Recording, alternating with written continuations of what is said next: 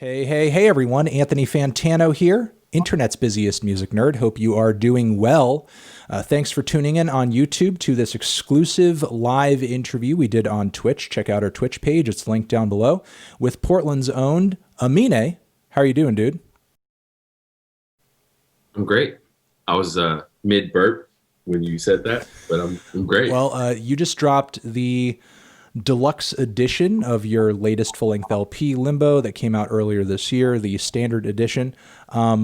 Just to talk a little bit about that, was there a lot of stuff left on the cutting room floor with this one? There was tons of songs off of the Limbo like standard that didn't make it, and if anyone knows me, I'm not that like I don't have that much of an ego with my like close team, and I let them kind of help me decide on what songs should make this album. And there was a lot of songs I loved personally that are now on the deluxe that I knew didn't belong on the standard.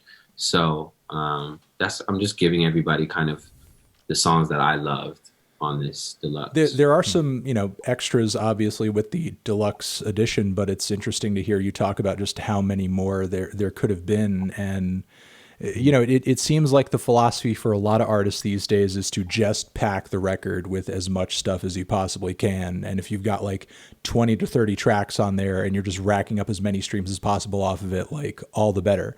But you came through with a record that was actually very tight and very trim. And it seemed like every track for the most part was hitting hard, and the flow of it felt like it had so much purpose. Like, what drove you in that direction as opposed to just being like, let's just do a 90-minute record, hit it with as many tracks as possible, love them or hate them, maybe the audience will like it, whatever.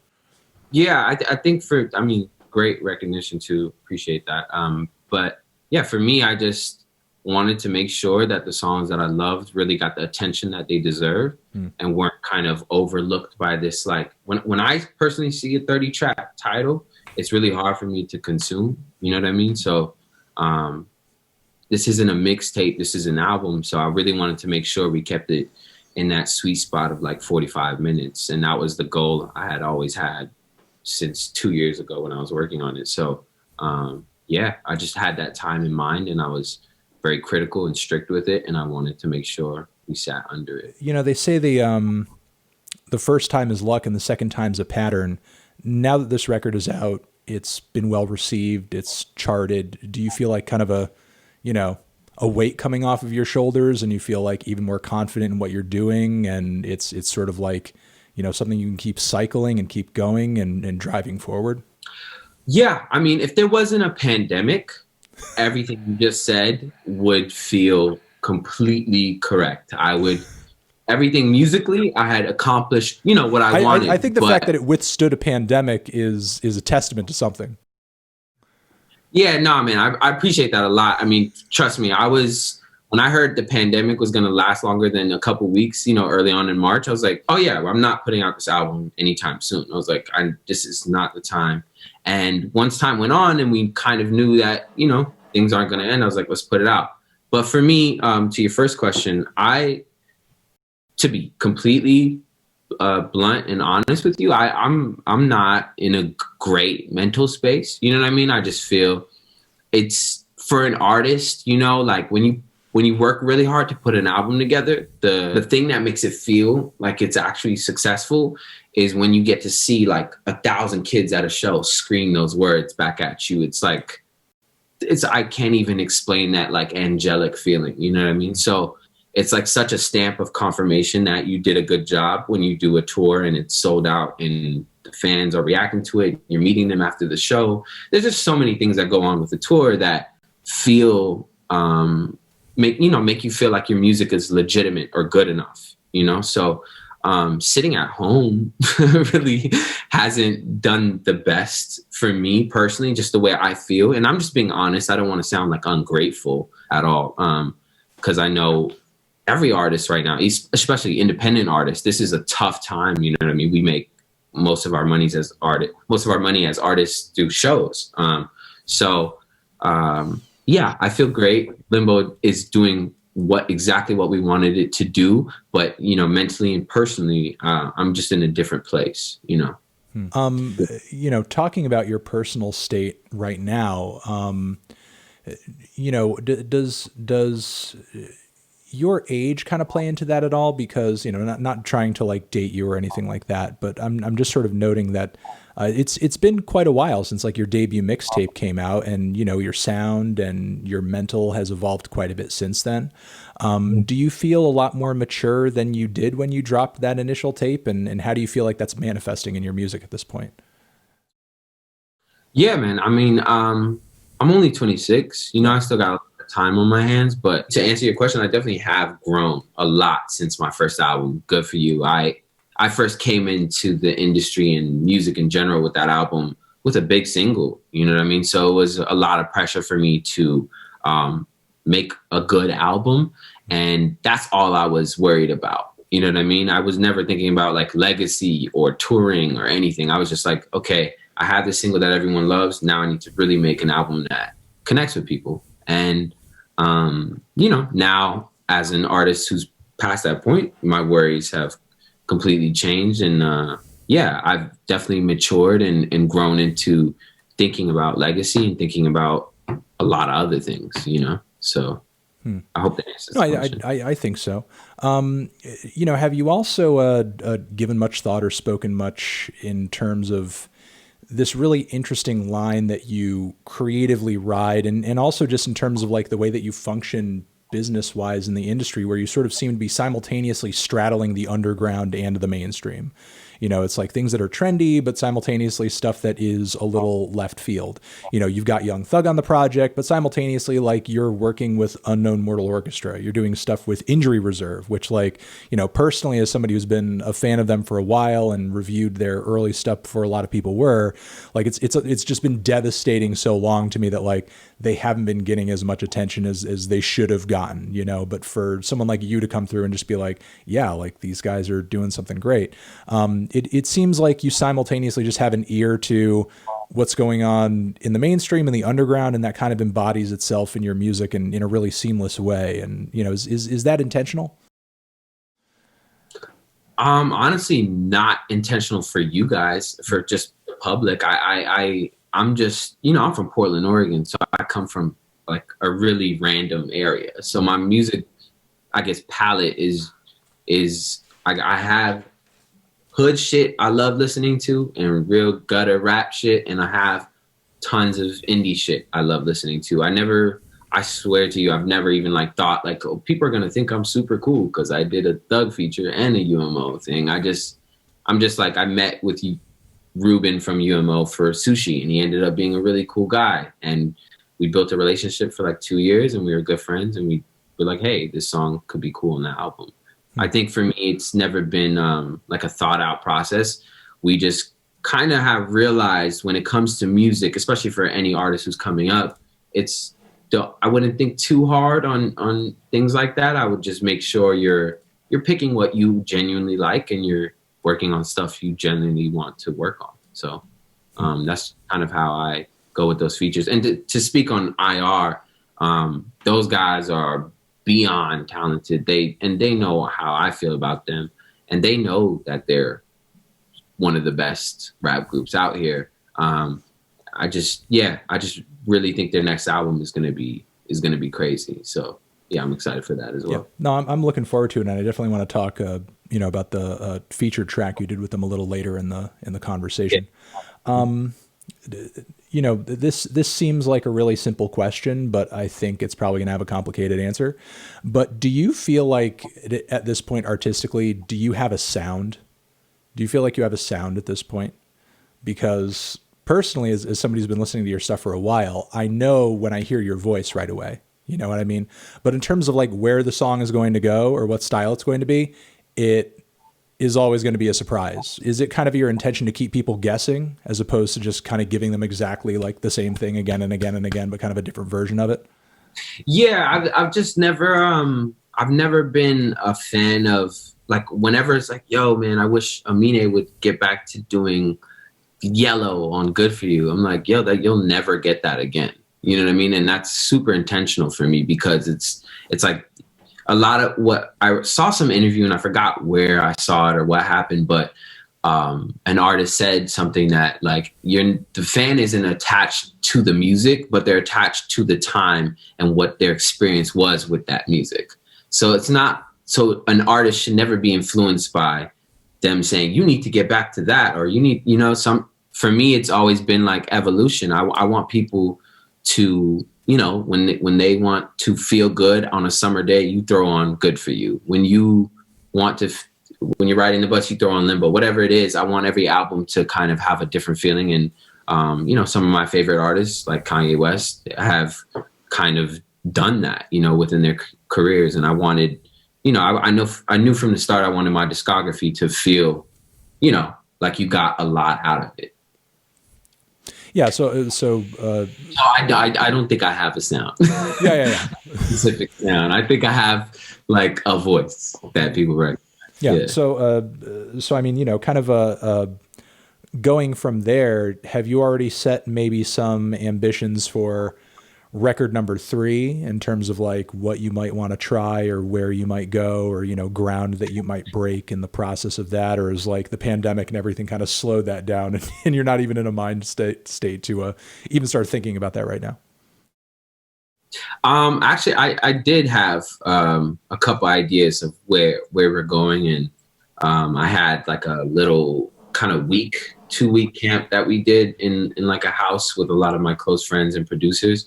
And that's kind of where the song Gelato on the Deluxe was made. Actually, that's the only newest song that was made, and we put it on the Deluxe just because we loved it.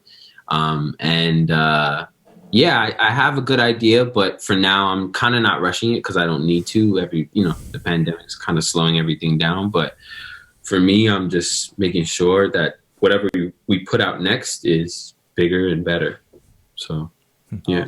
You know, I know you were talking earlier about not being able to get, I guess, sort of that confirmation, that validation from being able to perform live with this stuff and sort of see it well received. But, you know, between the numbers that the record has been doing and also you're on a Grammy nominated track this year as well with Slow Tie, My High. I mean, you know, do these kinds of, I guess, industry based bits of validation mean anything to you? Or, you know, is that at least a little bit of solace during this time?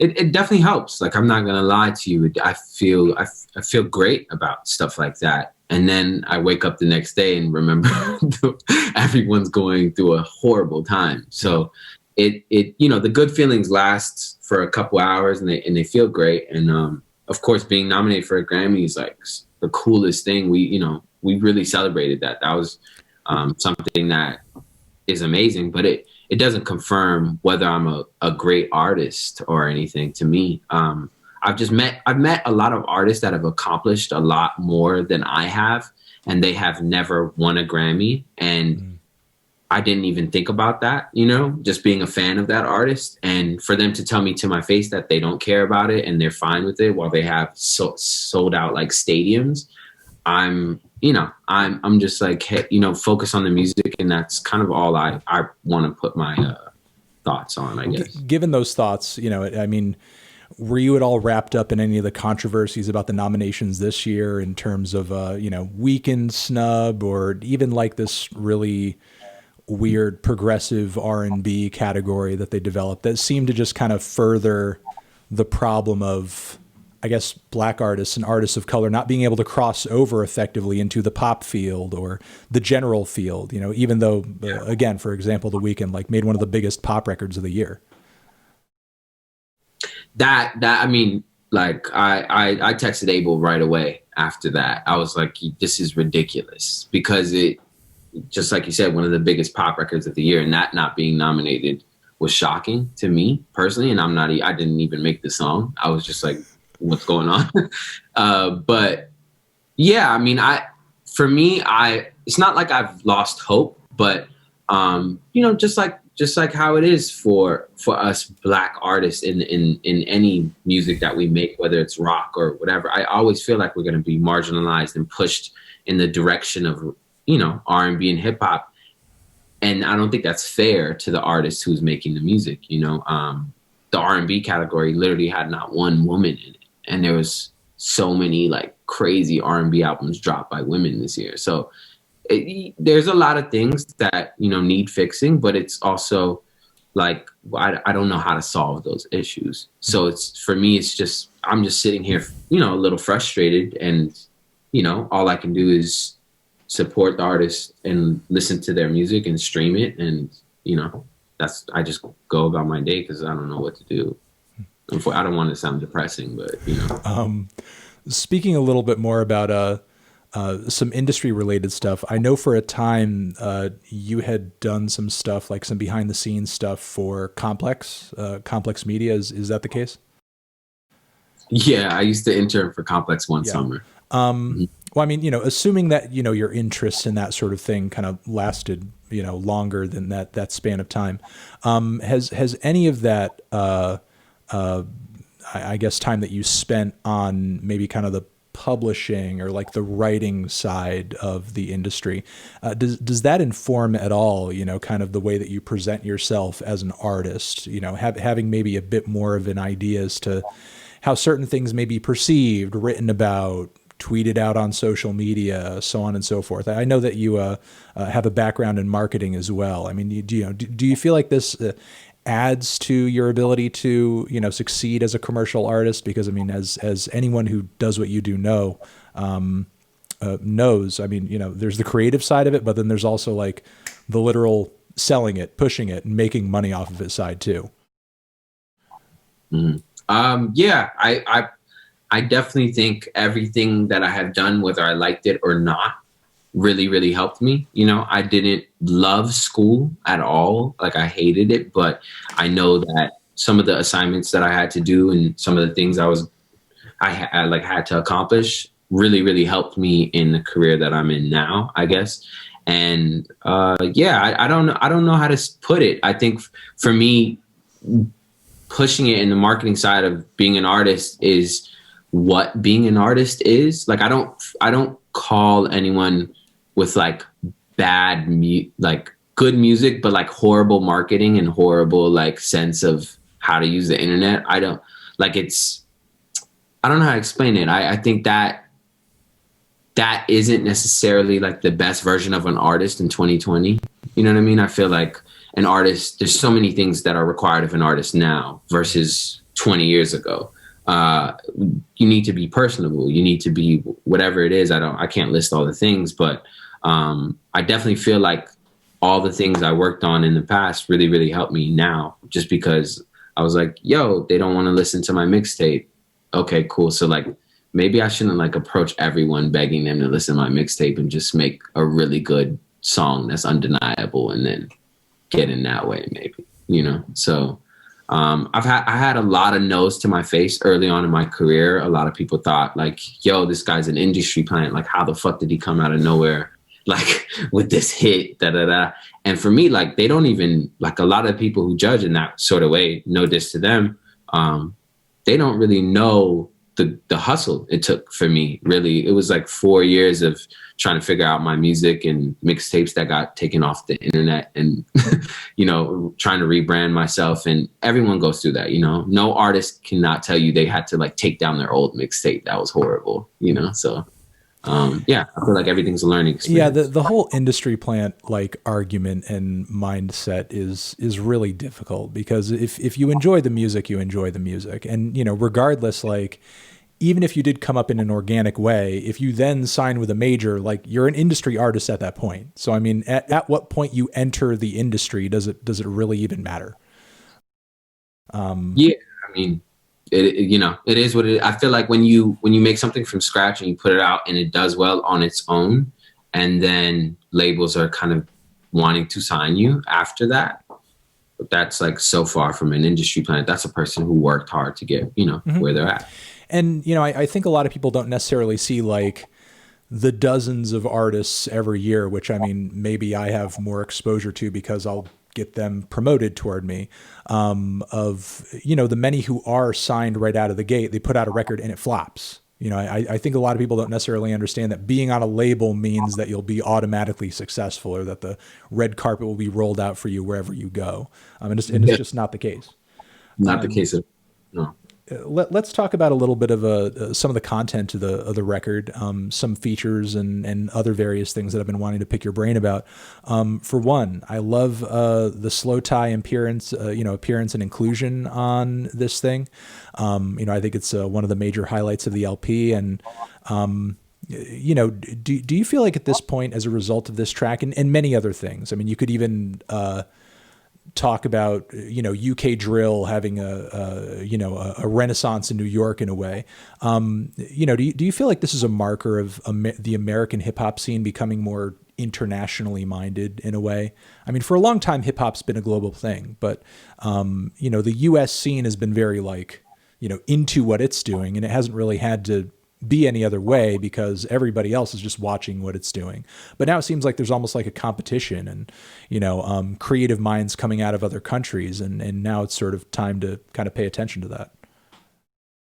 Yeah. I mean, for me, it was, again, it's kind of never, to your earlier question, it's never been like super intentional for me. I went to London for the first time in like 2016 and I met Dave and AJ Tracy randomly, and that was just a random connect. I just went to one of their shows and I saw this whole culture that like shocked me because I had never experienced that. I only knew like American hip hop and how that works. And for me, putting Ty on the album was just like, I really love his music. And for me, I just have, I don't know, I just never, I'm not that closed-minded to music, like UK shit that someone's voice like Ty, it's so unique. I gravitated towards that right away just because I was like, I can't even compare this to anything right now, So for me, it's, I don't know, I try to always include people on albums that I'm actually fans of. And that's just kind of where collaborations for me come from, Yeah, I mean, I think that certainly comes across in your music that you are just a general music fan as well. I think it's why you're so easily able to like snap yourself to so many different sounds and just have it come out sounding good. Going into another appearance on the record, how did you come across originally Injury Reserve and what came to linking up with those guys for the album? I was basically on Twitter one day, I think, and I had seen someone retweet one of their new EP covers, the one of them in the Tesla. Yeah. And I was just like, I don't know who this is, but I clicked on it. I like to like always discover music, whether it's the cover that's cool or whether someone told me to check it out, So was this the Jailbreak single? No. Okay. This is I know what you're talking about. Yeah. But drive it like it's stolen. Yes. Sorry, I don't know why I didn't say that. Yeah, I forgot the title. I just think it's so iconic. That's like one of my favorite album covers of theirs, and it just gravitated me towards their music in general. And from there, I clicked on that, and then I clicked on Floss, and then I clicked on this, and I went through their whole discography, and I was like, yo, this nigga's crazy. And I DM'd I think Nathaniel, because I saw his profile like first when I like tried to search him, and we met for like burgers and hot dogs randomly, and then we just realized that there's this weird dynamic with artists, right? When you meet them, it's like, is this guy gonna be a regular human being towards me, or is he gonna be like Hollywood as fuck, or is he gonna be really weird? You know what I mean? That's kind of always the two different I guess things I expect out of people when I meet them, especially artists. And Nathaniel was just like somebody that I would literally regularly hang out with, you know what I mean? So when I met him, I was just like, this guy's cool, I want to meet everyone else. And from there we just kind of created a friendship and just actual fans of each other. And I don't know, it just happened really naturally, and I think those guys are truly amazing. So when it comes to the actual track, it's a really significant moment on the record. Not only is it, one of the most personal and I think emotionally devastating moments on the album, but the track arrives after, a really devastating moment for Injury Reserve itself with, Groggs passing. I mean, how much heavier did it feel to release that track, with it, things kind of being the state that they were for the group? It was genuinely hard, man. I won't get into too many details, but when Nathaniel told me, it really broke my heart, just because I really wanted, I wanted Groggs to kind of see the song come out and us be able to like all, celebrate together. And yeah, it just truly broke my heart. And I honestly was very, very down to have the song come off my album, just because it's a tough time. You know what I mean? That is, I didn't want like, an Aminé song to be the first thing people hear, after something like that happens within their group. That's so personal and so it's their thing. And I can't, I don't want to touch it or do anything that offends anyone.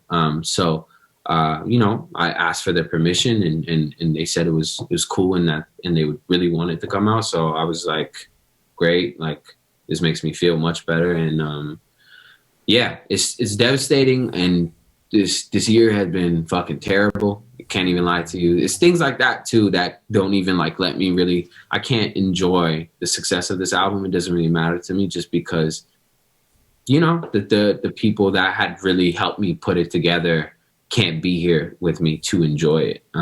So that, yeah, that part sucks, but everyone's going through something, so I'm not trying to like really complain. Speaking of some of the figures that took part in this record with you, and someone who's been making music for a while. I mean, one of the most regular producers on the record seems to be a Portland producer, Pasque, who Pasque, excuse me. Yeah. Someone who's been doing music with you like since your earliest mixtape stuff. What would you say it is about his sound, his working relationship with you that kind of keeps him in your back pocket, no matter where you are creatively? Because I imagine going forward, you're still going to have more stuff to do together. Yeah, I feel like Pasque is someone who also is just like my best friend in this, and has been there since day one with me, and has seen, the ups and downs of my career way before it even became successful. So he really understands me on a human level before music. So that I feel like that part is so important, because when him and me produce something together, we kind of bring the best out of each other when we're in a studio together. He is so talented musically. Like he's almost like a chameleon. You know what I mean? Like he can adjust to whatever we're trying to do. He's always been a fan of every genre and is always trying to get experimental. He does a lot of drugs.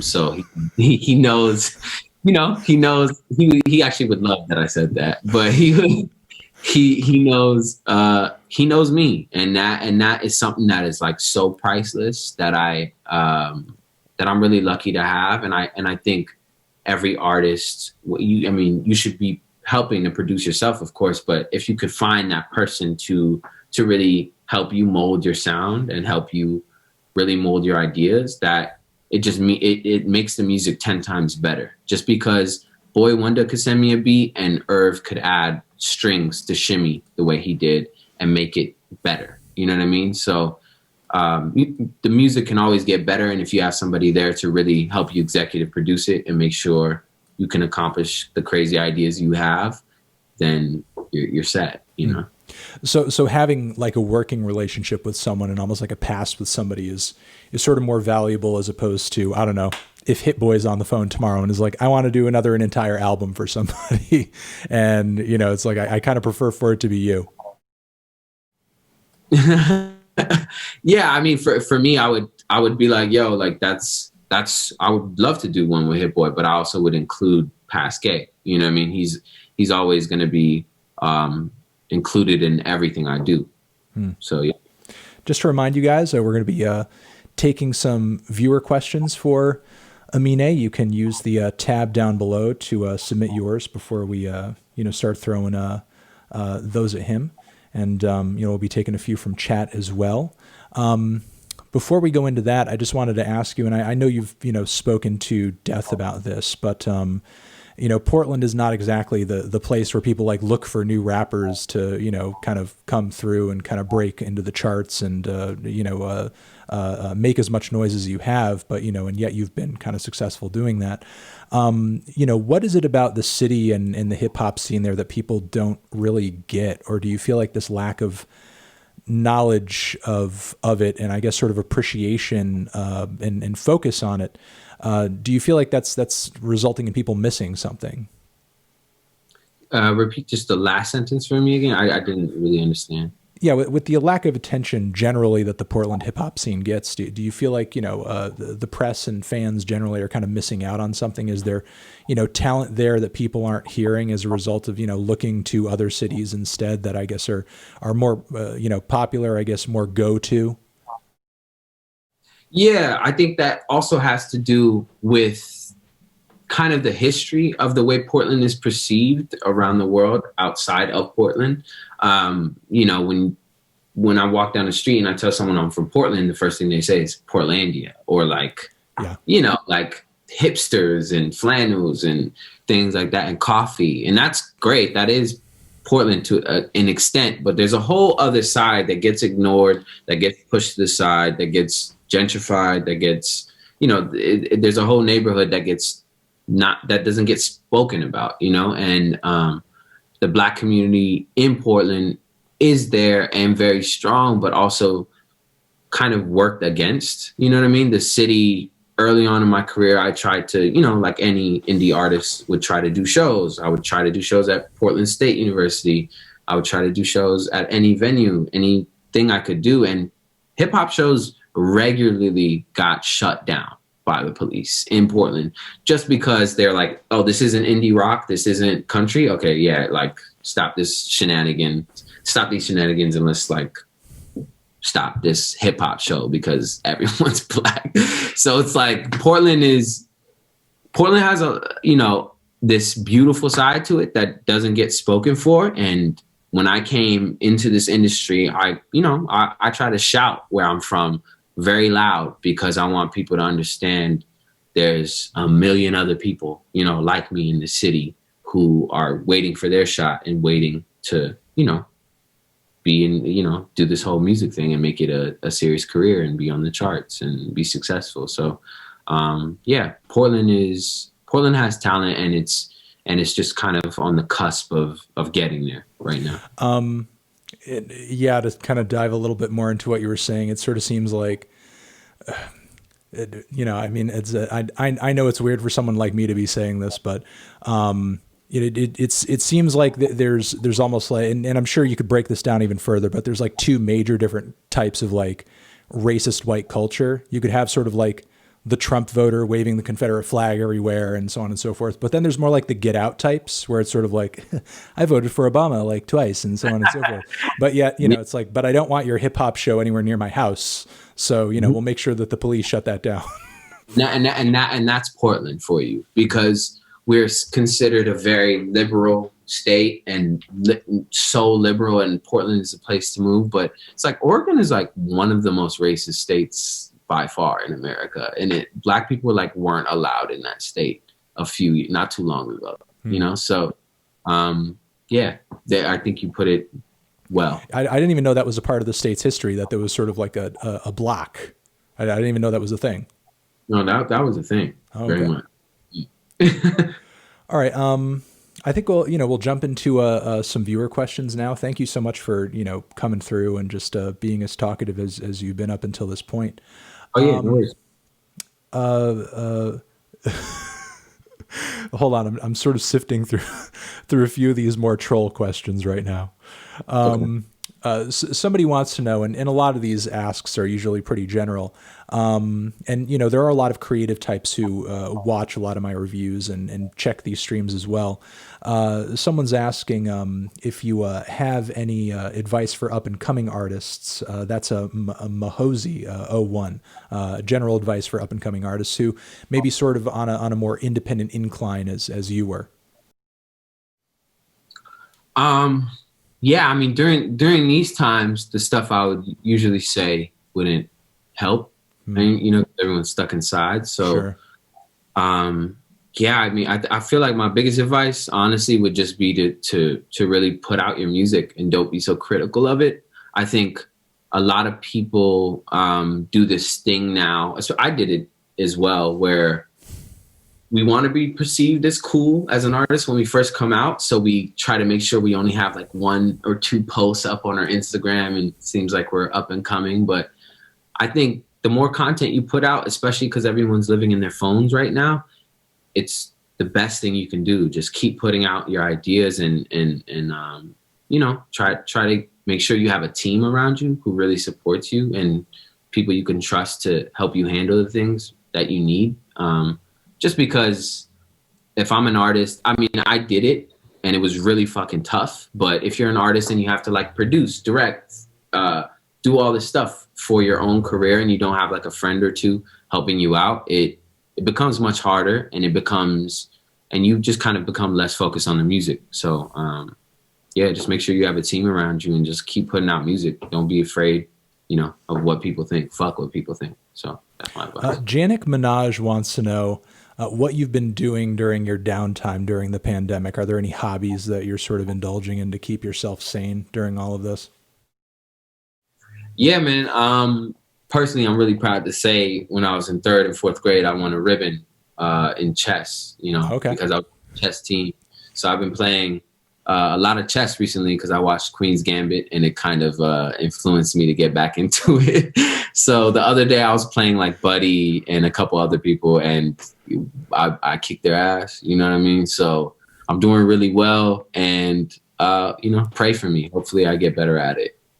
Have you checked out the chess scene on YouTube and on Twitch? There are people that do that shit like on streaming and on YouTube too.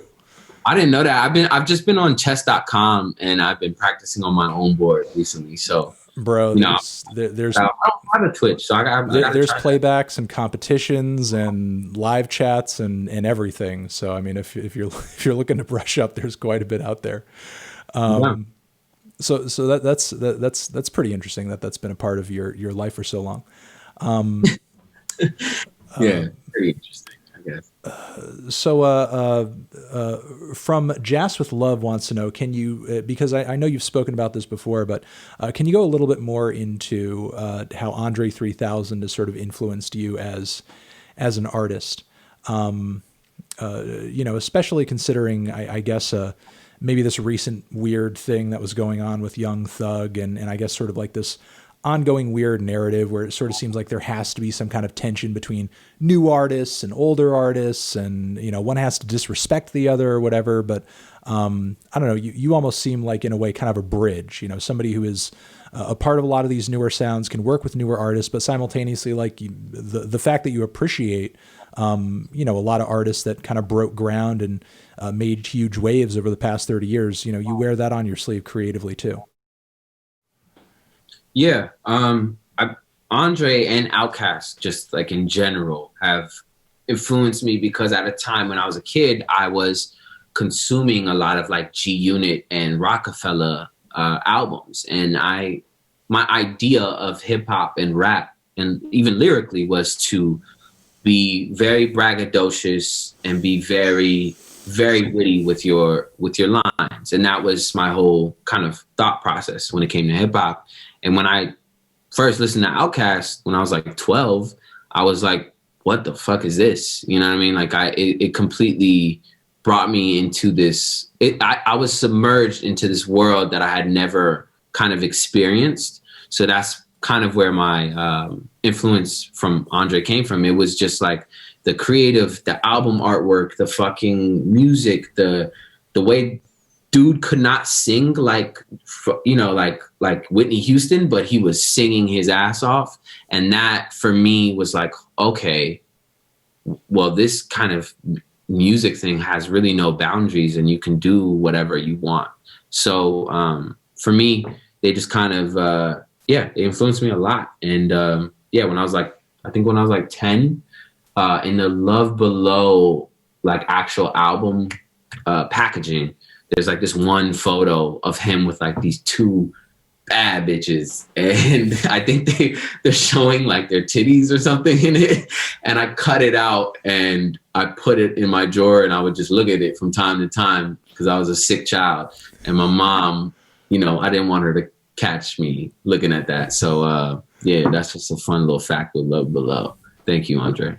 Appreciate it. Would you say though that, you know, your infatuation with that though, given just how much you've talked about it, also inspires the amount of effort and focus you put into, because it's very obvious. I mean, the amount of effort and focus that you put into your own art direction, whether that be on social media or whether that be, you know, like on the giant statue figure that, you know, you had put up. That's kind of like, you know, a parody of that lumberjack, you know, that's been shared around, and you know, in the various like styles that you put out there in your shoots. I mean, it seems like there is like a lot of forethought put into the art direction of everything, whether it's a physical release or, you know, some kind of promotional visual that you're dropping. Yeah. I mean, guys like Andre and Ye and a lot of other people influenced me, but I feel like the person that really influenced my videos and really influenced like taking kind of control of your creative direction was people like Tyler. You know, Tyler really kind of paved the way for a lot. Like OF does not get enough credit for what they have done to a whole generation. Let's keep, just before you go on, let's keep talking about this, because this is a conversation that I've, you know, been waiting to have for a while, and I think it needs to be talked about more at length. Please go on. Yeah. I just feel like Tyler and even the rest of the members of OF, like Sid and everyone, kind of have influenced this whole generation. And I don't even think Tyler knows how much he's influenced everyone. You know what I mean? I know he knows, but it's like he's influenced everyone, you know? So for me, he was one of the first people who I saw on the internet who was like, again, that same feeling of when you're starting to get all this like same shit from hip hop, and then someone comes out of left field and does some off the wall shit. And even from the first time I saw those guys, I used to skate in middle school too. So I was watching like all their YouTube videos that they were putting up. And it was this whole new kind of, I guess, culture that I saw in hip hop where it made me even more excited and really taught me like, okay, like hip hop now really has no boundaries. You know what I mean? It can go anywhere. So yeah, just shout out to him for really teaching people how to creative direct. I mean, like you were saying earlier, it's sort of this hugely influential moment, kind of like a watershed moment. I sort of see it almost as like a Nirvana level type moment, you know, because before kind of that grunge revolution, you know, you just had nothing but hair metal and hard rock and so on and so forth, kind of dominating the rock charts.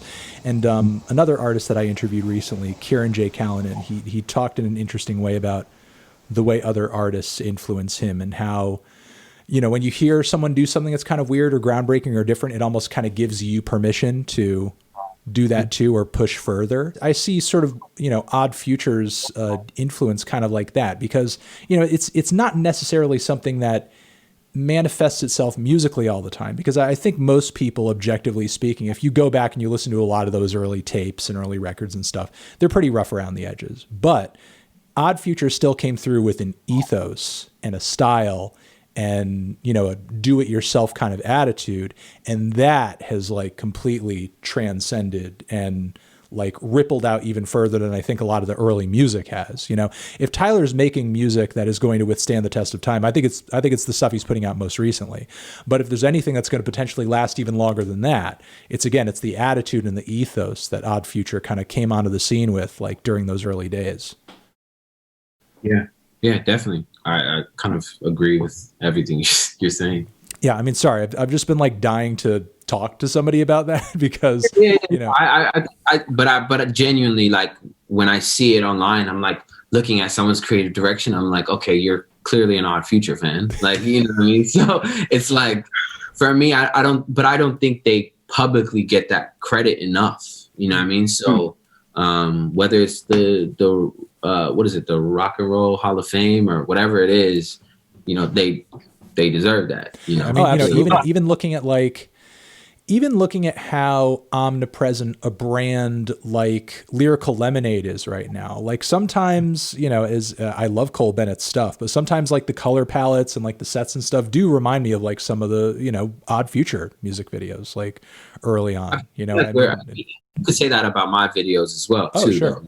I mean, I feel like we're all, like I said before, we're all influenced by them, and I think it's for the you know, betterment of hip hop. It made me a whole career. You know what I mean? Off of it made people like love my videos because they knew I was going to put 110% into it. And the only way that I got that idea to do that was because I saw people who like Tyler who put 110% in their videos as well.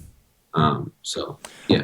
This is a question that comes up during every stream, regardless of who I'm talking to. But Corey wants to know if you like 100 Gex.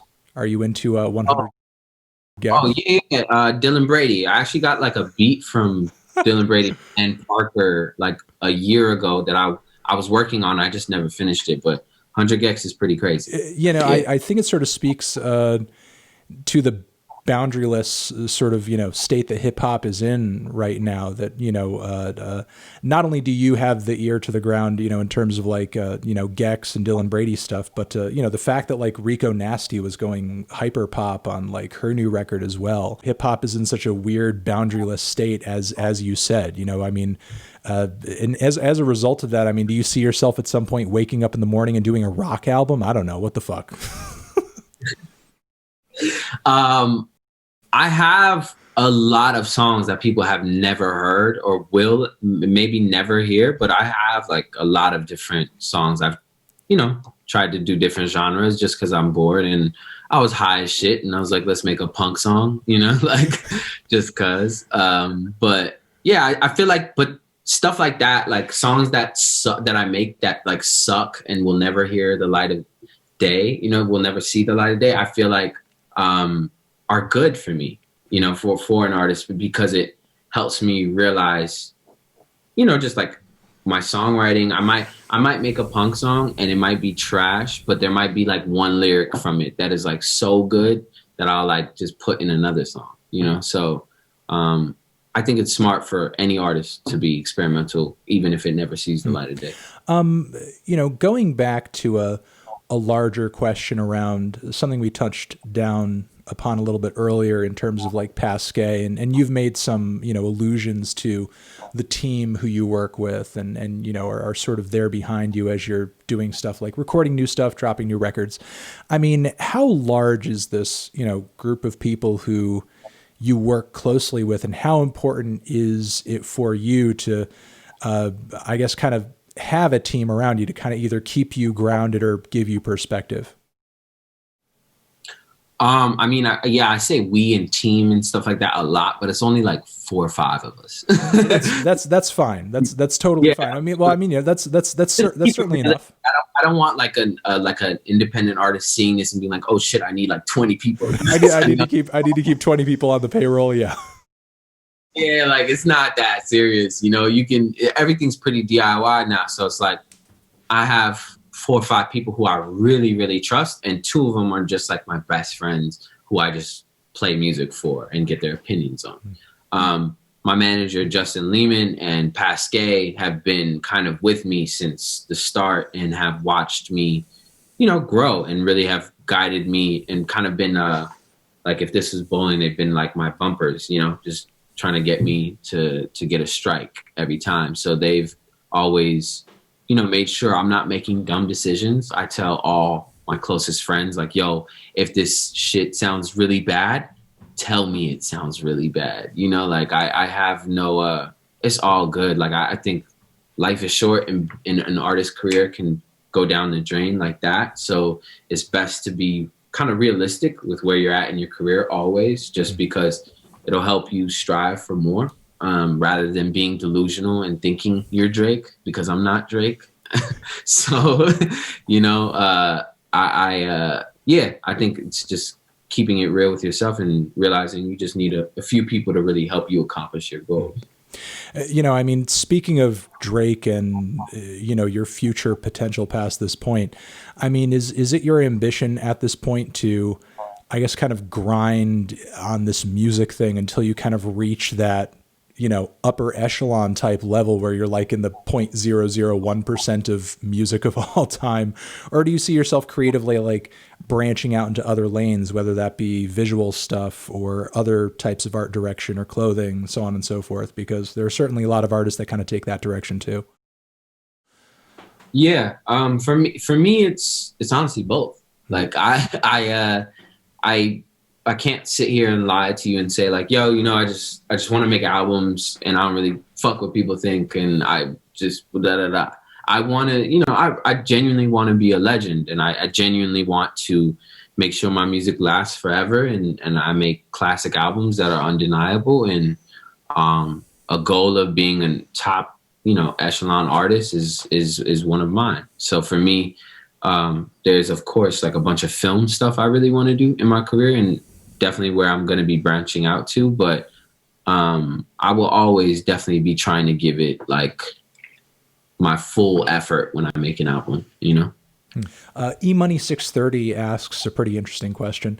Was there a song on the record that was personally difficult to record or write because it came from a supremely personal place? And I guess further from me, if when you are writing from that place, are there any kind of like separations or boundaries for you, like places that, you're hesitant to go to, knowing that, an audience is going to consume it, thinking about, what you should and shouldn't put on a record in terms of like your personal life?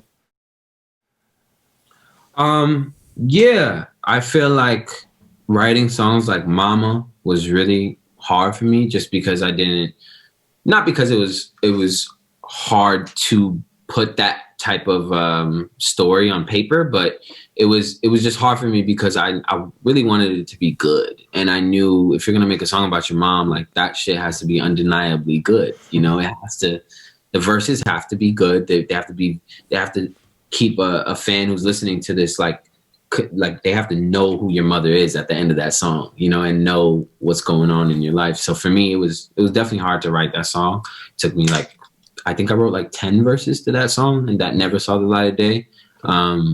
And yeah, I hope that kind of answers the question. Yeah. And moving on from there, as you kind of continue to release music, as I was saying earlier, are there aspects of I guess, sharing those kind of characteristics of your life that you're at all hesitant about, going forward? Or are there kind of personal places that I guess, that sort of bug you to want to go into, or, that you may shy away from entirely because it may just be sharing too much? Yeah, for me, I don't really, after I made Dr. Whoever, I kind of went into this place where I was like, okay, like sharing things with the fans and being very, very honest about it is great. You know what I mean? And I like doing that just because for me growing up, I realized like my favorite artists, the reason they were my favorite artists was because I felt like I knew everything about them through their music, and I felt like I related to it a lot. So opening up is something I feel like I have to do, and that's what music kind of is, and that's what makes the best artist. It's not just like how good your melody is, but how there's artists that I'm like huge fans of, and they make some of the best songs, but I know absolutely nothing about them. So like going to or buying their merch or going to their tour doesn't mean as much to me as another artist that I'm invested into their story for. And yeah, I hope that answers the question. I think it sort of,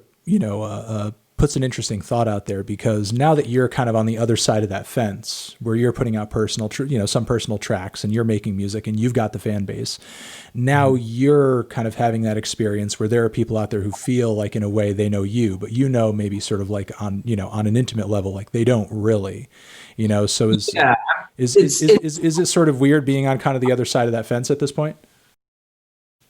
Yeah. I'm not really, where I'm I just don't really love the internet, just because a lot of people assume they know you, or like even from what I put out, like just because you listen to like every song of mine does not mean you know me, or know how I actually talk shit behind the scenes. You know what I mean?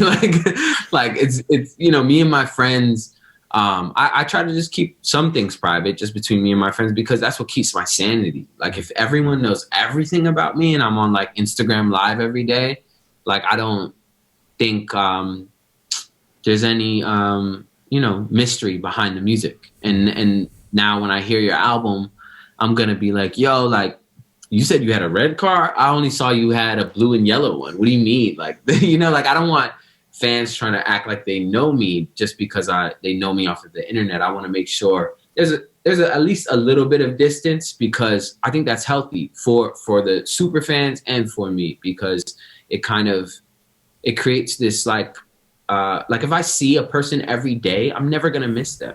You know what I mean? I won't. Like if I see him every day, every hour of the day, I'm never gonna miss him. If you get sick of me if you saw me every day. Yeah, you know what I mean? Like, and that goes to anybody. Like, I just, I hope the fans know that and don't take like offense to that. You know what I mean? It's just for my sanity and my mental health. Like, just making sure there's some sort of boundaries between it. You know, one more thing, you know, another thing that you're not necessarily shy about in your music are, you know, I guess a lot of your political opinions and perspectives.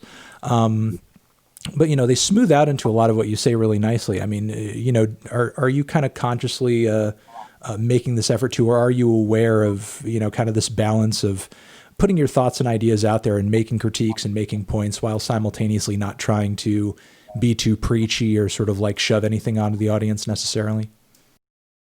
Definitely. Because you know, I guess as on the younger scale of hip hop, whenever I hear like an old head like preaching to me, I don't give a fuck. You know, I'm like, what the fuck is this dude talking about? So for me, I always want to make sure nothing comes off as like me thinking I'm high and mighty or like telling people what they should do or what they shouldn't do. Mine are just like, oh, I see that over there, and here's a line about it. All right, bye. You know, like just trying to make sure like I'm never too preachy on songs, because that is like the worst to me. That kind of unless you're Jay-Z, you know, Jay-Z has like accomplished like a lot, so he can you know, criticize anything young rapper. You know, that money line he talks about, you ain't holding money over here, we don't call that money over, whatever he says. I forgot the bar, but that bar I thought it was amazing, because I know Jay-Z's a billionaire and he can talk his shit, so that's totally fine. But for us younger guys in hip hop, we really got to be critical in the way we talk about things, because we're no better than the average man. You know, we have to hold ourselves up to that standard, I guess. All right. Well, dude, you've been a great guest, and thank you for coming through and just being a great conversationalist and just everything. Thank you for the, you know, deluxe edition of the new record, and we'll be looking out for the next one too. Thank you, man. Appreciate it. This was fun. Shout out to your 3 rooms, because that shit's crazy. Yeah, thank you for shouting out my 3 rooms. I appreciate that greatly. Yeah, the room I do my interviews in, the room I do my reviews in, and the room I sleep in. You know, Bars. Hopefully one day I'll get a kitchen. That's what I'm working up to. A kitchen, a bathroom would be a place to eat, a place to make food, and a place to bathe. I'm like really like I'm waiting. It's, you know, it's a lot. I'm waiting for the channel to hit 3 million before. For sure. I mean, like 2 million is like not enough. Yeah, it's not enough. 2 million will just afford you 3 rooms in YouTube land. Yeah. Oh, well, I'm praying for you, man. Thank you. I mean, it's like not having plumbing over here is tough. For sure. All right, dude. I'll talk to you later, but give me enough time to miss you before the new album comes out. Of course, man. I'm not, you know, I'm going to be on Instagram Live every day up until then, for sure. Cool. All right. Have a good one, man. Yeah. Peace. Bye.